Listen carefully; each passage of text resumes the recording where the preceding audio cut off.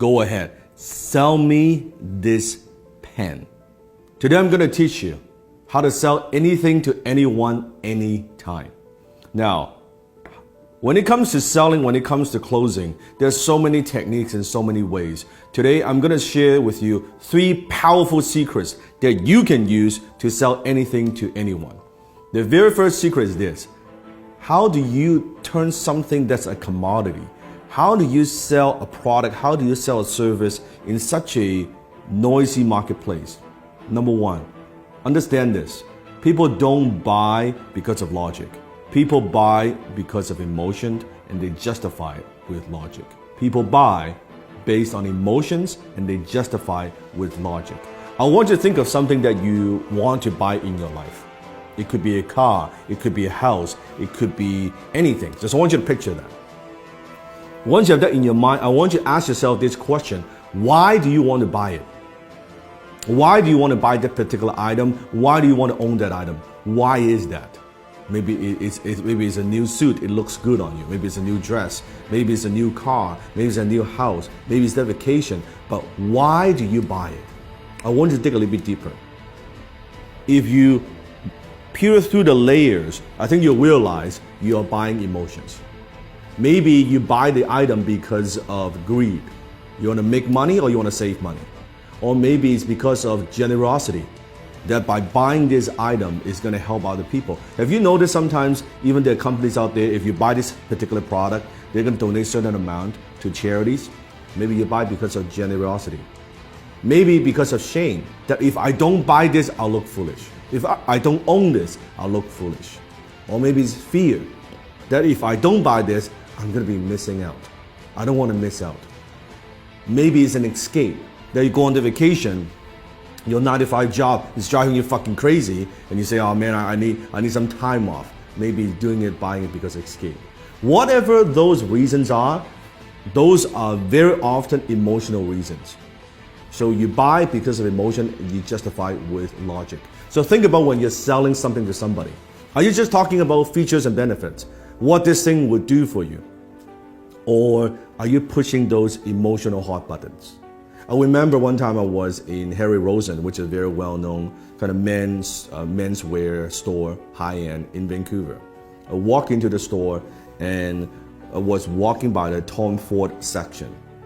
And the salesman approached me and said, sir, is there anything I can help you with? I said, no, I'm just browsing around. And he said, do me a favor. Put this suit on. Now, at the time, I've never owned a Tom Ford suit before. I have a lot of suits, but I don't have a Tom Ford suit. He said, do me a favor, put this on. I said, all right. I put it on. He said, how do you feel? Well, it feels pretty good. I said, okay, also try this on. Put on this tuxedo. I said, okay, that's pretty cool. I said, oh, it looks great. He said, sir, are you a fan of James Bond? I was like, who isn't a fan of James Bond? Like, duh. He said, you see this suit right here, this tuxedo, is the exact suit, exact same design as James Bond wears in Casino Royale. You know the scene when he was gambling? I said, fuck, it looks good, right? And before you know it, I bought the damn fucking tuxedo, right? And it's a lot of money, costs a lot of money. And if you think about that, what am I buying? I'm buying emotions. What I'm buying is this. I'm buying when I wear this tuxedo, I feel good. As a James Bond fan, I feel like James Bond. Even logically, I know this, of course, is not James Bond. I'm not James Bond. But emotionally, it takes me there. This is cool that I own, I wear the same tuxedo, the same fit, right? The same everything. And then he upsold me on the damn, like the shirt and the cufflink, the whole 9 yard, right? That's what I'm talking about. People buy because of emotions and they justify with logic. You have to understand that. Don't push your products. Don't just push your services. Don't push the features and benefits. Think about what are those emotional hot buttons that you're pushing. Number 2, people don't buy their way into something. They buy their way out of something. It means people very often they're buying something because they have a problem they want solved. They want to buy their way out of that problem. People don't buy the drill. They want a hole on the wall. So what is it that you're helping them solve? What problem? What is it? What is that thing? You have to understand. So I always say the amount of money that you make is in direct proportion to how deep you understand your marketplace's pain. The amount of money you make is in direct proportion of how deep you go, how much you understand your marketplace's pain. So you have to understand what it is, what are the pains that people have, and how can you help them relieve some of that pain. So think about that. Number 3, people don't buy products and services, they buy stories. Because when there are so many choices out there in the marketplace, on the internet, any product that you want, there are hundreds and hundreds of choices. How do you stand out?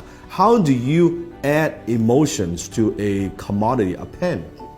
What's the difference between a $2 pen like this or an $800 Mont Blanc John F. Kennedy limited edition exclusive pen? $800 pen. It's the same pen. It's the same functions. Story. When you add story to an item, suddenly when you add the John F. Kennedy, the president's story attached to a brand, to a logo, it is 10 times more valuable. It is 100 times more valuable. It is 300 times more valuable, that particular pen. All because the story, it writes the same. A $2 pen you can write too. That's the difference. So think about what's the story?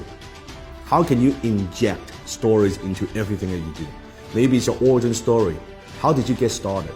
Why do you do what you do? What are also stories of your customers?